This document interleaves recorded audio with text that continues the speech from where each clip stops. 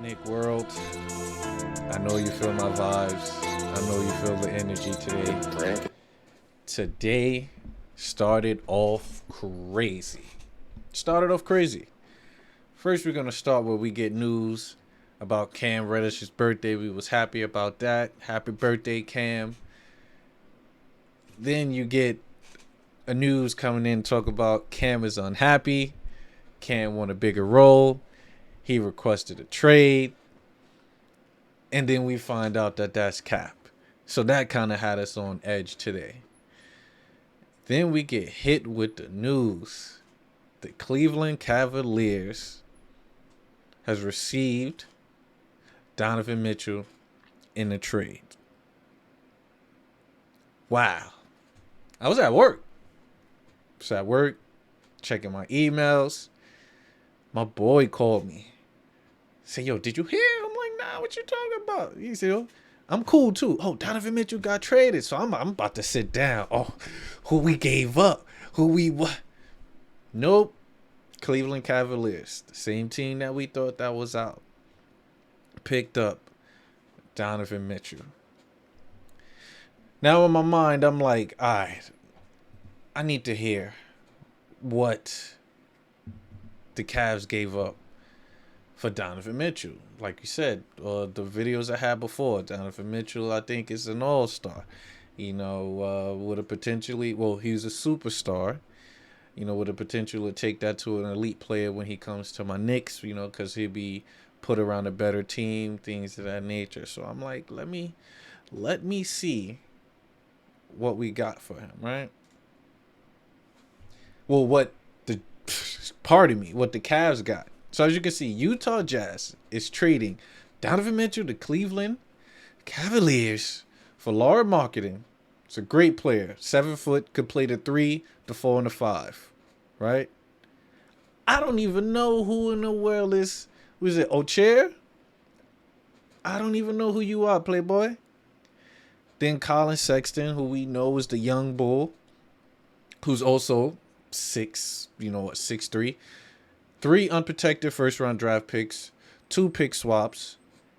So pretty much the trade is for Lauri Markennan, who's a potential, great player. I don't know who his occur is. I'm assuming that's just like the draft filler. I believe that was this year's pick. Colin Sexton was a proven player. So you got 2 proven players in the league that, can... It's okay. 3 unprotected. I need to see what those unprotected picks was, and then a pick swap. So we talking 5 draft picks, right? I believe the Knicks wasn't trying to give up that, so that kind of makes sense. Let me scroll up to see the years of the picks. Okay, so the Cleveland Cavalier picks are 2025, 27, and 29. The pick swaps are 26 and 28. Now, we're in, year 2020? Donovan Mitchell, I believe, had how many years left? 2. So, I believe the year of 2025, he's a free agent, right? So, it would make sense, or, yes, he is a free agent, so he might leave, which then Cleveland could be a potentially bad team. We're just saying potentially, which is why that draft pick is viable. That 2027... it's a viable pick because Donovan Mitchell might not be in Cleveland. They might have to continue with whatever team.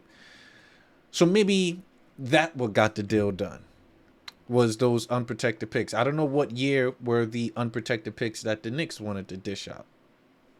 I do not know. But just looking at this, I'm like, yeah, Cleveland made a better pick. Cleveland put together a roster that makes sense. That was good for the Jazz.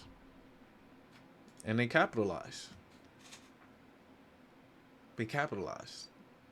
Now, how do I feel? I'm tight. I'm frustrated. My thought process is same on Knicks. We can't capitalize on anything. We messed up on Jaden Ivey. And I had my high hopes for Jaden Ivey. I'm like, yo, that'd be dope. Have him at the 2 guard, let him, run ham on a rookie contract, and we can move certain players and stuff of that nature.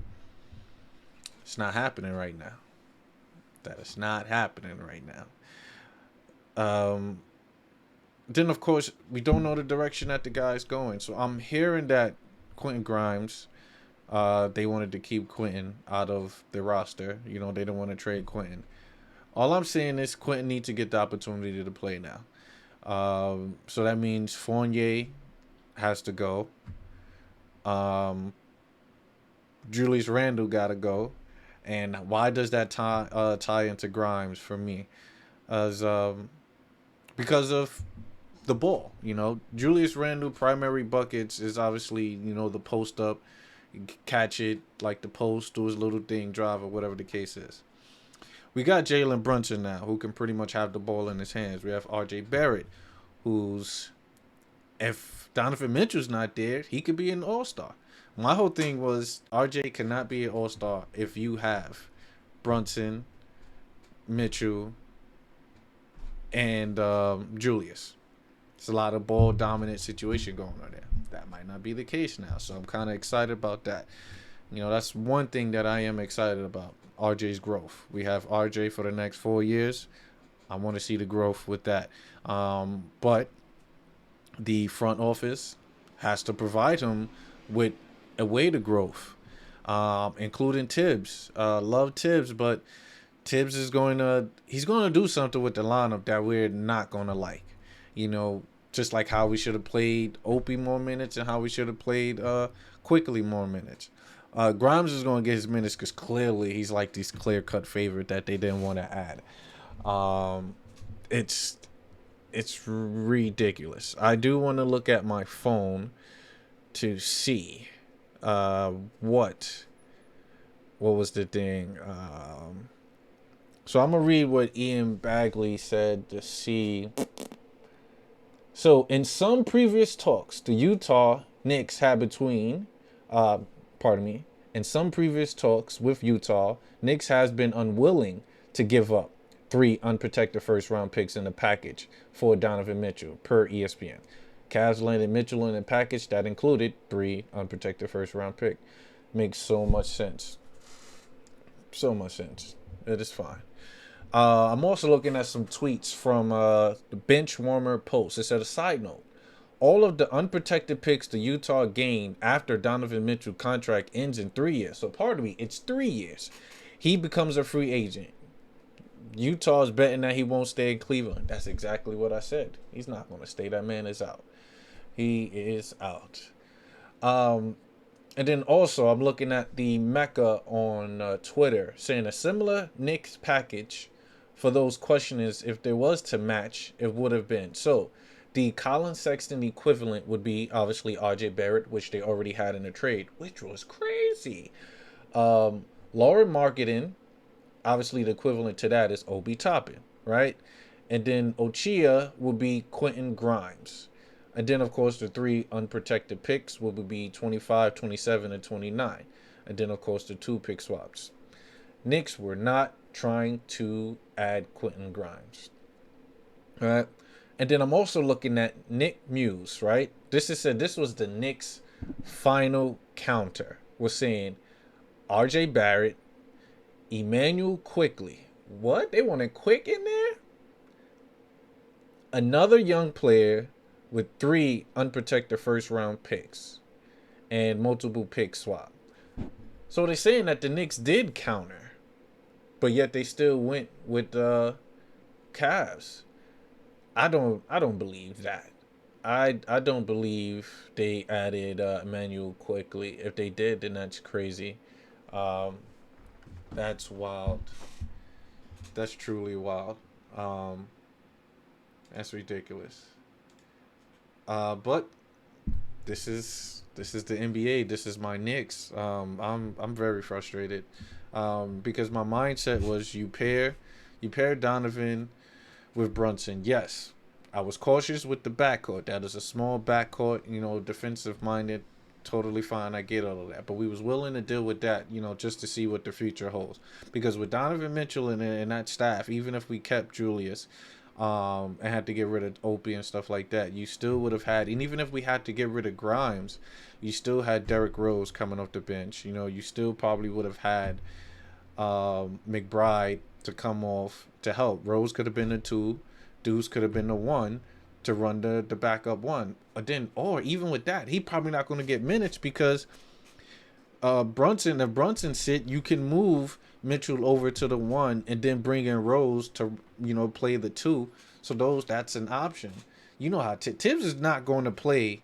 Somebody's going to play 40 minutes a game, and that's probably the whole roster. So having a bench at that point didn't even make sense if we would have gotten Mitchell. But now I want to see how Tibbs run it. It's ultimately up to Tibbs. And that's probably going to be in another segment. I'm going to talk about what the potential roster should look like from my perspective. Because Cam plays a big role in that. Trust me on that conversation. Cam plays a big role in that.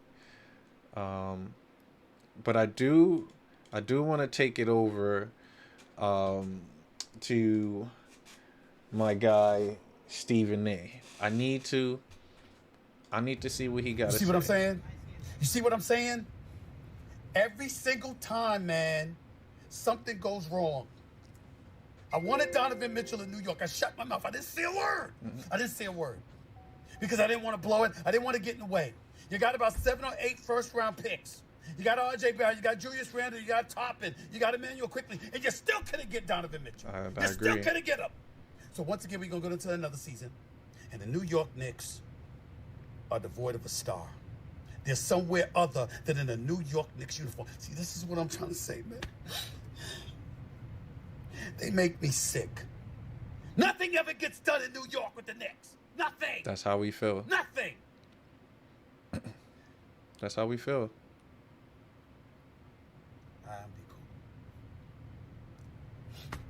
And it just never ends with the Knicks. It just never freaking ends.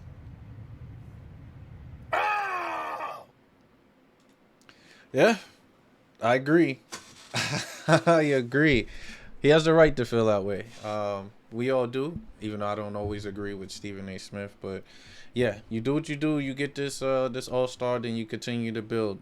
You worrying about future assets, unless something going on with the Knicks. Maybe the organization know that somebody's going to become available later on, and they know, hey, this assets will get us good. Because I'm thinking in the now. I'm going to get him. You want this? Whoop, whoop, whoop. Cool.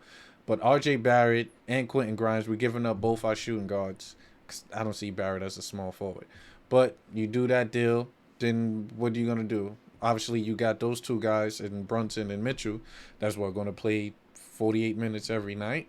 We need size. Then you're going to have Cam to play the small forward, which I believe they're going to utilize him a lot this year. It's just, I wanted to be angry, but it's like I wanted to see what deal was on the table, what was what, before I lose my mind.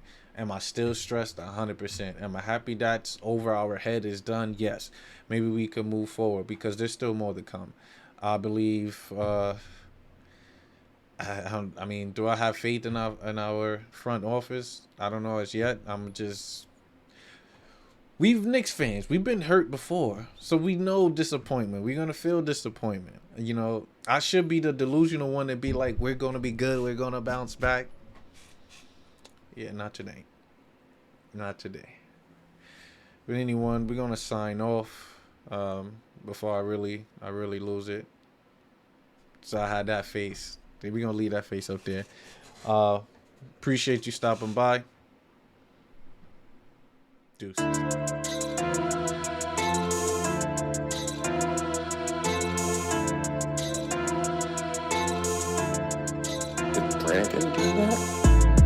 You gon' do it if I say so. I'ma do it for the peso.